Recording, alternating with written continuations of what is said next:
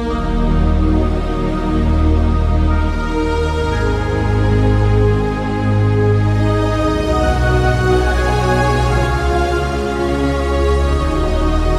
mensagem de hoje encontra-se num texto no livro de Marcos, capítulo 5, versículo 21 ao 43.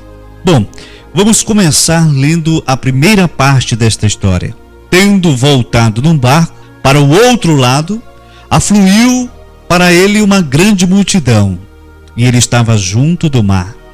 Eis que se chegou a ele um dos principais da sinagoga, chamado Jairo, e vendo-o, prostou-se aos seus pés e insistentemente lhe suplicou: impõe as mãos sobre a minha filha, para que ela seja salva, e então ela viverá. E no finalzinho da passagem diz que Jesus foi com ele. Meus amados irmãos, eu gostaria de colocar um pequeno título nesta mensagem de levanta-te, porque eu tenho certeza que essa mensagem vai ser enérgica, vai falar ao seu coração, não pelo meu conhecimento, não pelo meu intelecto, mas pelo Espírito Santo de Deus, que te conhece, que te colocou aí de trás desse computador, desse smartphone, para ouvir esta mensagem da palavra de Deus. Deus vai falar ao seu coração, porque é uma mensagem voltada para todos nós. Não é uma mensagem de intelecto para intelecto, mas de coração, do coração de Deus para o nosso coração. Nos versículos restantes, narra-se a história completa da ressurreição da filha de Jairo e também registra o milagre da cura maravilhosa que Jesus operou na mulher que tocou nas suas vestes com um ato de fé. O texto de hoje, ele fala sobre morte. A morte, meu querido, é uma realidade inquestionável no mundo em que vivemos. Está presente todos os dias, em todos os lugares. Mas apesar disso, ninguém aceita a morte. A vida pode ser a pior de todas as vidas, mas quando chega o momento inevitável da morte, todos se agarram à vida. E sabe por quê? Porque o ser humano, ele não foi criado para morrer. A morte é uma intrusa na experiência humana. No texto de hoje, achamos uma mulher que está morrendo por causa de uma hemorragia incurável, que perde o sangue e com o sangue ela vai perdendo a sua vida. Achamos também um pai desesperado por sua filhinha que está morrendo. E ele é um dos principais da sinagoga, que naturalmente conhece bem a Bíblia e deve ter tentado tirar conforto das promessas que contém a palavra de Deus. Mas há momentos na vida em que você e eu, nós não conseguimos ver a luz no fim do túnel. E o sofrimento, às vezes, é tão grande que até a Bíblia, ela parece não dizer nada. Bom, esta é a situação daquele pai. Ele sente que está morrendo por dentro, embora as pessoas nem percebam a dor interior de um líder espiritual. E neste momento, aqui na Rádio Santo de Sião, deve haver várias pessoas, com toda certeza, enfrentando a morte. E não falo apenas da morte física, refiro-me também à morte moral, emocional, social e até mesmo a morte espiritual. Todos os dias sinto que estou morrendo, me escreveu uma senhora depois do seu segundo divórcio. Você entende o que ela estava tentando dizer? Meu filho está escravizado no mundo das drogas. E é como se a minha vida tivesse acabado para mim, me disse um pai aflito. E você? Você é capaz de compreender o que aquele homem angustiado estava querendo dizer a Jesus? Sabe, vivemos num mundo maldito pelo pecado. E mais cedo ou mais tarde, você terá que encarar a morte. Não somente no leito de um hospital, mas talvez na porta da fábrica, onde o seu nome aparece na lista dos demitidos, ou nas palavras do esposo dizendo que o amor acabou, ou na traição do melhor amigo, ou na porta da universidade onde o seu nome não aparece na lista dos aprovados no vestibular. Minha pergunta é: como deveria você reagir diante da morte? Resignar-se? Essa é uma possibilidade. Aceitá-la naturalmente? Repetir para você mesmo que enquanto você estiver neste mundo, a perda será inevitável e que finalmente tudo acaba no cemitério? Ou você pretende se acostumar com essa situação? Porque apesar de você conhecer a Jesus e ter a esperança da ressurreição, parece desesperar-se diante da morte de um ente querido. Bom, olhe para a história bíblica de hoje e pense um pouco. Com quem você se identifica melhor? Com a mulher que vai perdendo a vida lentamente ou com um pai que vê a filha querida morrendo e não sabe mais o que fazer para salvá-la? Talvez você se identifique melhor com a filha que vê todos os seus sonhos de juventude se estraçalhando pela proximidade da morte. Quem sabe com os discípulos que estão ali sem entender nada, ou com a multidão. Quem é você nessa história? Graças a Deus que no cenário daquela história de confusão, tristeza e dor, existe outro personagem que é Jesus Cristo. Ele sempre aparece nos piores momentos do ser humano, pronto para auxiliá-lo. Olhe neste momento para ele, ouça sua voz dizendo: levanta-te! Suponho que neste momento ele pode entrar aí em sua casa e dizer: levanta-te! Sua voz é enérgica, é uma ordem cheia de vida. Levanta-te, meu amado! Se você é um leitor da Bíblia, já deve ter ouvido a voz suave de Jesus dizendo a Maria Madalena: eu não te condeno. Mas no cenário da história de hoje, sua voz é forte e poderosa, provocando temor e tremor entre os que estão aqui presentes, entre todos nós ouvintes da palavra de Deus.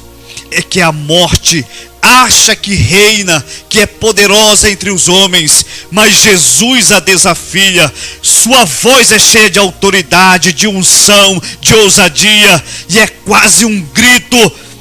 É um despertar de Deus para as nossas vidas, sobre as possíveis sombras do sonífero da morte sobre as nossas vidas. Naquele dia, havia muita morte envolvendo as pessoas. Havia tanta morte quanto hoje. Seu casamento está morrendo, e a sua empresa está morrendo, seu filho está morrendo, e você mesmo, será que está caindo aos pedaços por dentro? Jesus é o Deus da vida.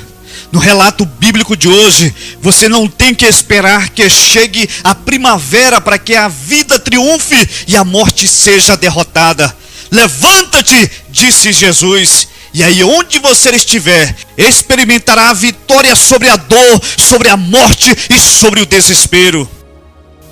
Ao longo da minha vida, tenho achado pessoas com a vida destruída, pessoas que já tentaram todos os caminhos e nada deu resultado. Cada dia que passa, sentem que se afundaram ainda mais na areia movediça da vida. De repente, estende-se para eles o braço poderoso de Jesus Cristo, tentando ajudá-los, mas não aceitam. Estão cheios de preconceitos e temores e não conseguem libertar-se deles para segurar a mão auxiliadora do Mestre. Esse foi o caso do próprio Jairo. Ele era chefe da sinagoga, um homem inteligente, culto e bem preparado. Como poderia ele ajuntar-se com gente simples que seguia Jesus naqueles tempos? Quem formava aquela multidão que seguia Jesus? Eram prostitutas, ladrões, leprosos, quer dizer, os desprezados da sociedade, os rejeitados, homens e mulheres sem esperança. Como ele, sendo rico e poderoso, poderia descer do seu pedestal para juntar-se àquele povo? Mas a vida é ingrata, e dentro de sua ingratidão e aparente incoerência, ela é também uma grande mestra. Ensina-nos com lições que de outro modo nunca aprenderíamos. Foi assim com Jairo. Sua filhinha estava doente e a ciência médica daquele tempo não poderia ter o remédio, o antídoto para o mal que levava à morte aquela pequena e preciosa jovem. Aonde ia então? Cada abraçada que Jairo dava para sair daquela areia movediça o afundava ainda mais no seu mundo de temores, dúvidas e preconceitos. Aliás, sempre houve pessoas que olhavam para Jesus com preconceito. Pode algo bom sair de Nazaré? Não é este o filho do carpinteiro? Se és o filho de Deus, salva-te e salva-nos. Você vê? Mentes arrasadas pelo preconceito precisam desesperadamente de Jesus, mas ainda tem medo de buscá-lo publicamente. Jairo está agora diante da morte da querida filha. E aí, sem saber o que fazer, nem onde mais ir, lembrou-se de Jesus e correu pedindo ajuda. Esse Jesus que ajudou Jairo está hoje perto de você. Embora não consiga vê-lo, ele está aí, com os braços abertos, pronto para recebê-lo. Está aí do seu lado com a sua oferta de salvação inteiramente grátis. Você não precisa pagar absolutamente nada. Tudo o que precisa fazer é abrir o seu coração. Existe no coração humano o sentimento inconsciente de que tem que fazer algo para pagar alguma coisa, para conseguir algum benefício. Se alguém nos oferece algo de graça, imediatamente pensamos que aquilo não deve valer muita coisa, ou deve ser algo sem valor. Então alguém está tentando nos enganar. Vivemos num mundo onde se paga por tudo. Você tem que fazer por merecer, dizemos. Mas o relato bíblico de hoje nos mostra uma verdade espiritual que precisamos entender para sermos cristãos felizes. Nessa história, ninguém faz nada, exceto chorar diante da morte. Ninguém paga nenhum preço. Esta não é a história acerca do que nós, seres humanos, fazemos, mas acerca de que Jesus é capaz de fazer por nossas vidas. Comentando esta cena, um certo homem disse: Jesus vem para levantar o morto. A única condição para receber a vida é estar morto. Você não precisa ser inteligente, nem bom, nem sábio, nem maravilhoso. Tudo que você precisa é estar morto. Eu não estou falando aqui de como vive o cristão, e sim de como o pecador se torna um cristão. Tudo que você precisa fazer é cair ajoelhado e suplicar pela graça redentora de Cristo Jesus.